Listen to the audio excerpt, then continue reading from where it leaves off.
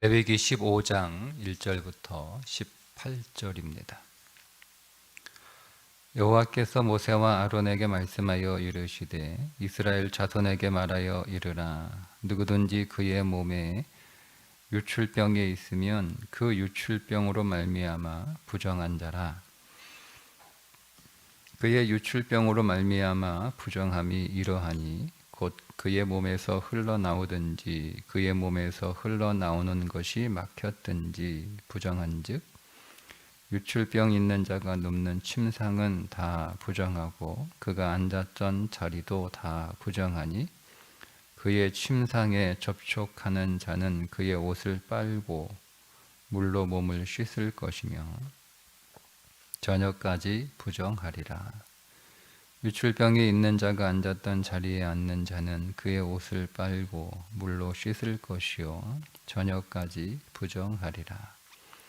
유출병이 있는 자의 몸에 접촉하는 자는 그의 옷을 빨고 물로 몸을 씻을 것이며 저녁까지 부정하리라.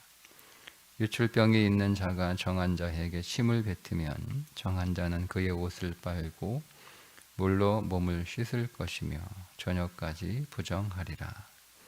유출병이 있는 자가 탔던 안장은 다 부정하며 그의 몸 아래에 닿았던 것에 접촉한 자는 다 저녁까지 부정하며 그런 것을 옮기는 자는 그의 옷을 빨고 물로 몸을 씻을 것이며 저녁까지 부정하리라. 유출병이 있는 자가 물로 그의 손을 씻지 아니하고 아무든지 만지면 그 자는 그의 옷을 빨고 물로 몸을 씻을 것이며 저녁까지 부정하리라. 유출병이 있는 자가 만진 질그릇은 깨뜨리고 나무 그릇은 다 물로 씻을지니라. 유출병이 있는 자는 그의 유출이 깨끗해지거든 그가 정결하게 되기 위하여 이래로 센 후에 옷을 빨고 흐르는 물에 그의 몸을 씻을 것이라. 그러면 그가 정하리니 여덟째 날에 산비둘기 2마리나 집비둘기 새끼 2마리를 자기를 위하여 가져다가 회막문 여호와 앞으로 가서 제사장에게 줄 것이요 제사장은 그 한 마리는 속죄죄로 다른 한 마리는 번제로 드려 그의 유출병으로 말미암아 여호와 앞에서 속죄할지니라. 설정한 자는 전신을 물로 씻을 것이며 저녁까지 부정하리라. 정토가 묻은 모든 옷과 가죽은 물에 빨 것이며 저녁까지 부정하리라. 남녀가 동침하여 설정하였거든 둘 다 물로 몸을 씻을 것이며 저녁까지 부정하리라. 아멘. 남자의 유출병에 관한 규례인데요. 여기서 유출은 2가지를 말씀하고 있죠. 1절부터 15절까지는 이게 성병으로 보통 봅니다. 어떤 병인지 정확하게 확정할 수는 없으나 설명에 나오는 것을 토대로 추정하면 아마 임질에 가까운 성병이 아닐까 이렇게 학자들은 추정하고 있습니다. 그 화농성에 고름 같은 것이 이렇게 유출 몸 밖으로 나오게 되면 그는 부정하다라고 하는 규례 하나, 또 하나는 이제 정액에 나오면 그는 부정하다 이렇게 하는데 둘 다 부정하다라고 성경이 규정은 하지만 달라요. 그 성병에 걸렸을 경우에는 그것이 정결하게 되는 과정이 조금 있습니다. 7일 동안 자연스럽게 낫게 되면 7일을 센 이후에 가난한 자들에게 적용되었던 최소한의 정결례를 요구를 하고, 근데 이제 설정은 그런 게 없어요. 근데 부정하지만 죄는 아니기 때문에 그런 거는 없습니다. 이제 오늘은 제가 요 성병에 관련된 말씀만 좀 집중적으로 보겠습니다. 일단은 두 가지 증상이 나타나면 그 사람은 그 유출병으로 부정하다 이렇게 판단이 되는데, 하나는 말씀드린 것처럼 고름 같은 것이 그런 분비물이 나오게 되면 일단은 부정하다. 그리고 그 분비물이 유로를 막아서 소변을 보기가 어렵게 되면 그거는 부정하다 이렇게 판단을 합니다. 그렇게 판단이 되면 이제 그 사람은 이제 부정하다라고 선언이 됐기 때문에 그 사람이 그 사람 자체도 부정하고 그 사람이 만지는 모든 것들도 다 부정해요. 다 부정해지는 거예요. 뭘 만지든, 그가 앉았던 자리, 그가 만졌던 물건, 그가 입었던 옷 다 부정해요. 그 사람이 만졌던 물건과 접촉한 사람도 다 부정하게 되고, 이 사람하고 접촉한 사람도 다 부정하게 돼요. 다 부정하게 됩니다. 그래서 이 성경에서 부정하다라고 하는 것은 온전함이 깨졌다라는 뜻이거든요. 그러니까 죄라고 하는, 제가 지금 이 레위기 정결법 쭉 그 11장부터 그 함께 나누면서 죄하고는 영역이 조금 다르다라고 말씀을 드렸어요. 죄와 부정은 구분이 돼야 되는 거예요. 네. 그러니까 죄의 범위 안으로 들어가는 그 부정함도 있지만 또 그렇지 않은 부정함도 있거든요. 근데 우리가 이 부분을 좀 유심히 봐야 되는 이유가, 또 여러 번 말씀을 드렸지만, 우리는 이것이 죄다, 이것이 죄가 아니다, 자꾸 거기에만 머물러 있는 신앙생활을 하게 되면 신앙이 성장하지 않아요. 여러분, 하나님께서 오늘 우리를 십자가에서 대속하여 구속하시고 구원하신 이유는 단순히 죄가 없는 상태를 만들어 놓으시기 위한 것이 목적이 아니죠. 우리를 정결하고 거룩하게 만들어 내시기 위한 목적이 우리를 구속하시고 구원하신 출발이에요. 내가 거룩하니 너희도 거룩하나 라고 하는 말씀이 성경에서 수차례 나오잖아요. 그러니까 오늘 우리는 하나님 앞에서 죄가 없는 상태가 아니라 거룩한 상태가 돼야 되는 거예요. 그러니까 죄가 있는 상태는 항상 마이너스죠. 그러니까 죄는 항상 마이너스예요. 여러분, 우리가 죄를 가지고 있는 상태에서 무엇을 하든 그것은 우리 인생에 결코 플러스가 될 수 없습니다. 다 마이너스입니다. 그러니까 죄가 없다라고 하는 것은 마이너스가 없는 제로 상태이지 플러스가 아니에요. 플러스가 되려면 우리는 하나님 앞에서 정결한 자가 돼야 되는 거예요. 그래서 이 부정하다라고 하는 것은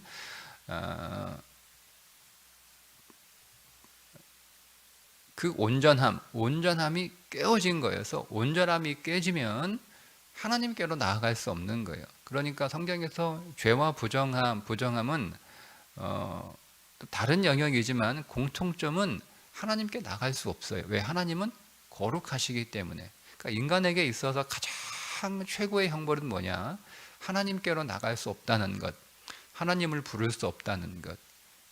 그러니까 오늘 우리의 그 시대로 적용을 하면 인간에게 있어서 가장 최악의 형벌은 뭐냐면 예배할 수 없다는 것. 그러니까 우리는 예배를 그렇게 생각하지 않죠.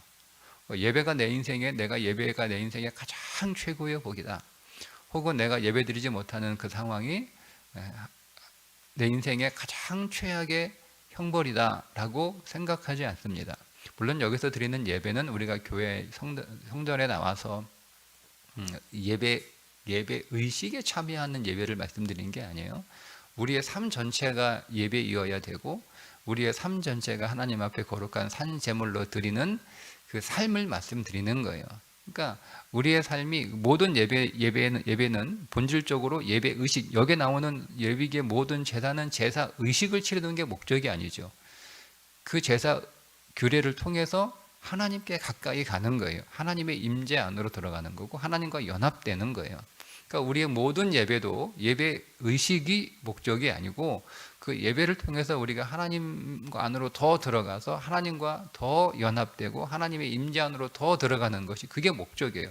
우리의 온 삶을 우리가 하나님 앞에 예배로 드리는 것은 그 목적 자체가 하나님과 계속 연합되어 그분이 내 안에, 내가 그분 안에 거하는 삶이 우리의 모든 삶을 예배로 드리는 목적입니다. 그러니까 그것이 우리에게 있어 가장 큰 복인 거죠. 근데 그렇게 되지 않고 하나님과 분리되는 거예요. 하나님과 점점 거리가 멀어지고 그 연합이 깨지고 내가 그래서 하나님의 주의 이름을 부를 수 없고 내가 주님 안으로 들어가지 못한 채 그 겉에서 맴돌기도 하고 주님이 내 안에 계시지만 주님이 내 안에서 전혀 나와 연합된 일들을 하지 않도록 내가 그 주님을 인정하지 않는, 이게 온전함이 깨진 거예요. 그걸 부정하다라고 부르는 거예요. 그냥 뭐 아유 성병 걸렸으니까 더럽다, 아이고 더럽다 뭐 이렇게 그런 개념이 아니에요. 온전함이 깨진 거예요. 그가 그 몸에서 고름이 나오는 건 온전함이 깨진 거죠. 정상적인 게 아니잖아요.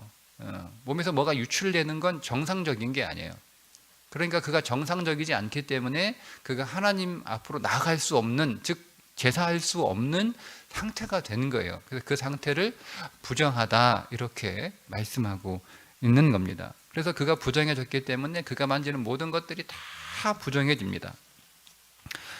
그런데 이 성병은 뭐 당시 뭐 약이 있었는지 어떻게 됐는지 모르겠어요. 어쨌든 사람이 고칠 수 있는, 사람이 치유되는, 자연적으로 치유되든 그런 질병이에요. 그래서 이것이 정결하게 되는 규례가 색점나병, 몸의 피부병에 걸려 그게 뭐 나병이든 아니면 악성 피부병이든 그런 피부 질환과는 조금 달라요. 피부 질환은 사람이 뭐 무슨 약을 쓰든 어떻게 하든 고칠 수 없다라고, 고칠 수 없는 시대였거든요. 그러니까 이거는 하나님이 고쳐 주셔야만 치유될 수 있는 질환인 반면, 오늘 여기에 나오는 유출병은 그냥 시간이 지나면 낫거나 뭐 어떤 뭐 약이 있으면 그 약을 쓰거나 이렇게 해서 어쨌든 고칠 수 있는, 치유가 되는 그런 그 부정함으로 이해를 하고 있습니다. 그래서 그냥 부정해지면 그가 입었던 옷을 빨고 그냥 물로 씻으면 되는 거예요. 그러면 저녁까지 부정하고 끝나는 거예요. 다르죠. 뭐 만졌어. 그냥 그것도 그냥 물로 씻고 저녁까지 부정하고 그 다음 되는 거예요. 내가 누가 이 사람하고 접촉했어. 그럼 그 사람도 옷을 빨고 물로 씻고 저녁까지 부정하다가 저녁이 되면 된 거예요. 그게 달라요. 그렇게 하다가 어떻게 하다가 나았어. 더 이상 이제 그런 유출이 나오지 않아요. 그러면 이 사람은 치유가 된 거예요. 자, 치유가 되면 7일을 세야 됩니다. 그러니까 7일을 세라고 그랬어요. 하루, 이틀, 사흘, 나흘, 닷새, 엿새 이렇게 7일을 세는 거예요. 그러니까 여러분 단순히 날짜를 세라는 건 아니죠. 뭐 온 며칠 됐어. 그러니까 우리가 어떤 날짜를 셀 때 그건 무슨 의미입니까? 어떤 날짜를 셀 때 그거를 꼬박 기다린다는 뜻이잖아요. 응? 오늘 며칠 됐어? 아빠 언제 와? 오늘 이틀 됐어. 내 밤 더 자면 아빠 오셔. 뭐 이렇게. 예. 그러니까 아빠를 기다리는 거잖아요. 우리가 어떤 날짜를 센다는 것은 뭔가를 간절히 사모하고 기다린다라고 하는 겁니다. 그러면 이 7일을 왜 세냐? 그는 이미 다 나았어요. 더 이상 몸에서 유출이 나오지 않아요. 그리고 그가 이제 유출이 나오지 않으니까 마지막 유출을 끝으로 그는 옷도 빨고 물도 다, 몸도 물로 다 씻었으니까 더 이상 부정하지 않아요. 그리고 7일을 세라는 거예요. 그러니까 바로 예배할 수 있는데 그렇게 하지 않습니다. 7일을 셉니다. 그 7일 세면서 뭘 기다리는 거예요? 예배할 수 있는, 제사할 수 있는 그날을 기다리는 거예요. 하나님의 임재 앞으로 나가는 것을 기다리는 거예요. 여러분, 그러니까 이 정결법에서 뭘 강조하고 싶으냐면 우리는 항상 하나님을 사모하고 그분 앞으로 나가는 것을 기다리고, 항상 우리는 예배를 사모하고 항상 오늘 우리는 예배하는 그날을 기다리고, 예배할 수 없는 상태가 된 그런 형편과 처지와 그런 상황들에 대해서 애통하고 탄식하며 그렇게 되지 못하도록 삶을 잘 정리하는 것, 그게 정결한 거예요.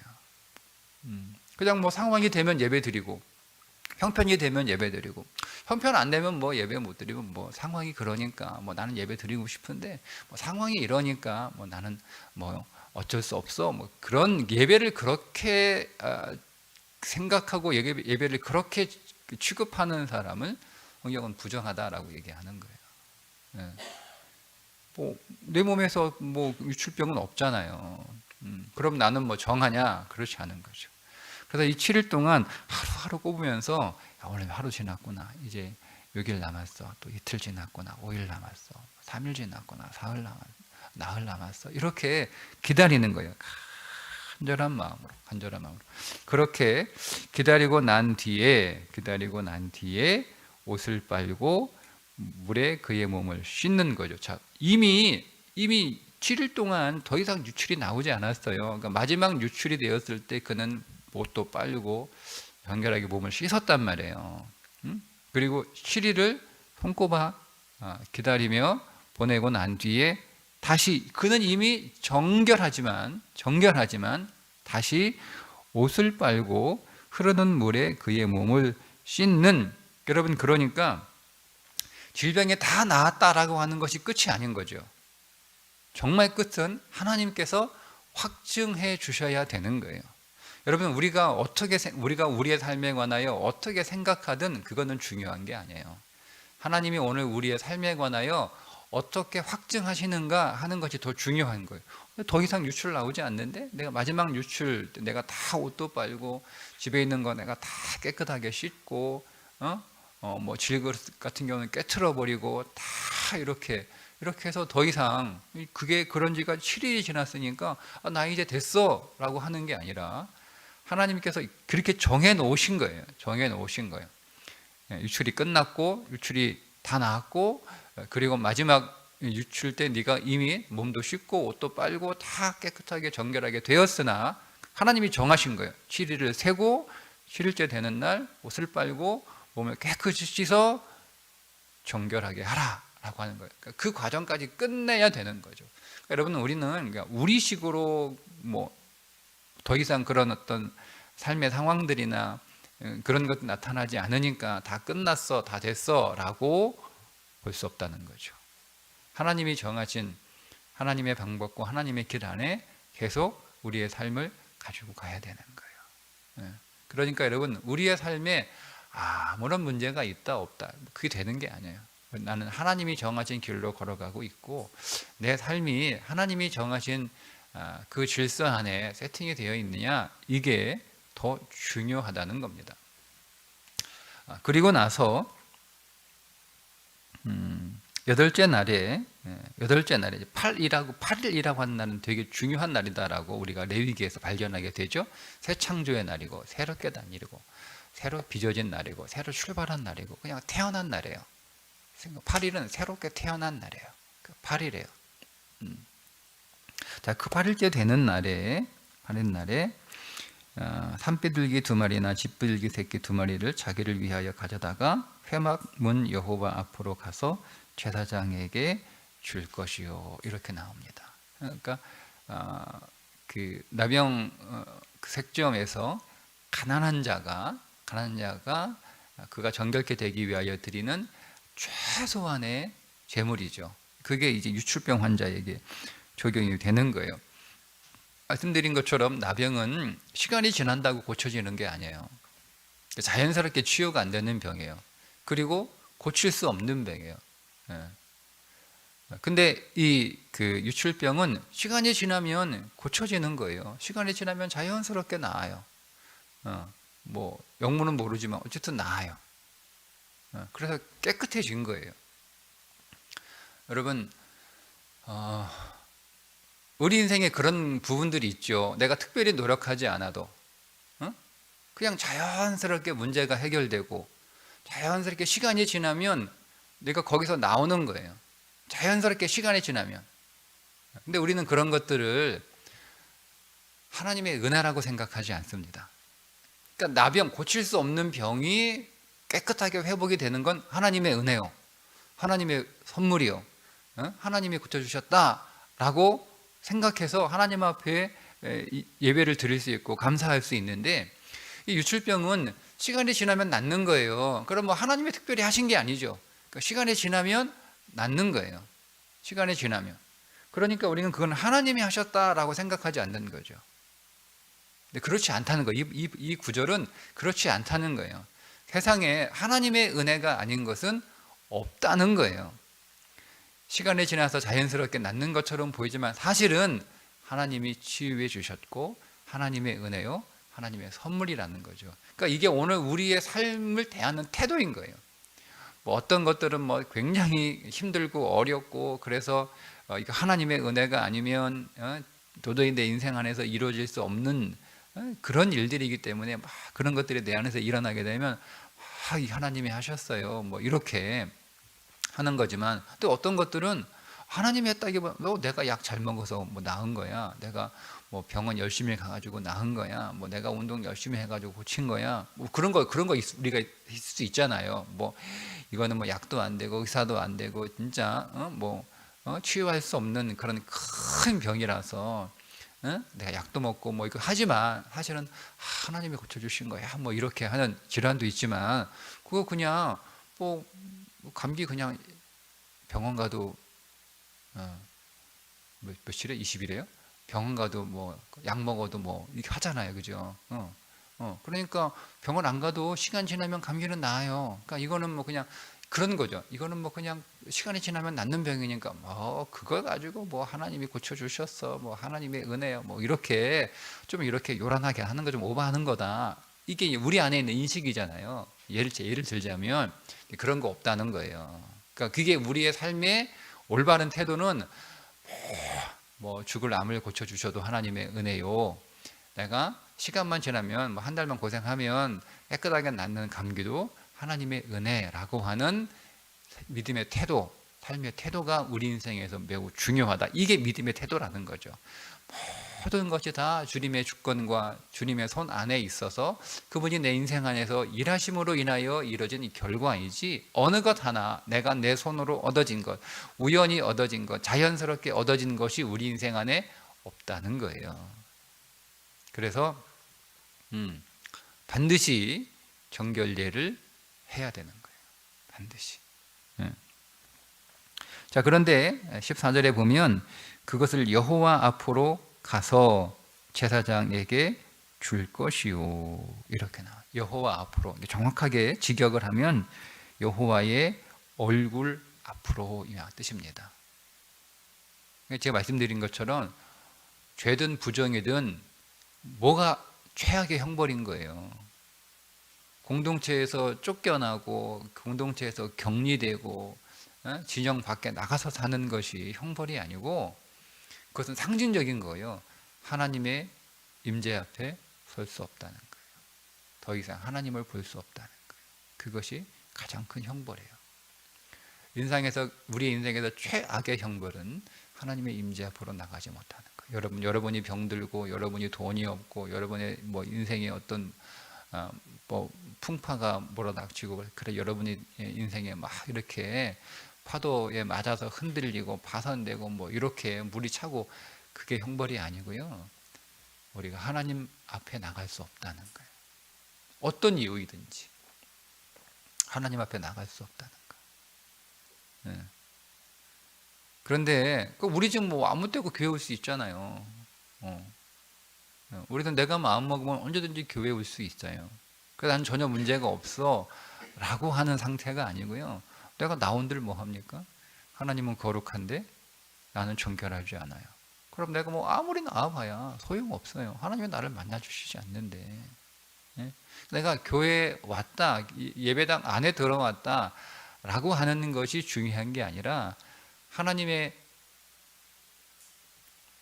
임재 안에 들어온 것이 더 중요한 거예요.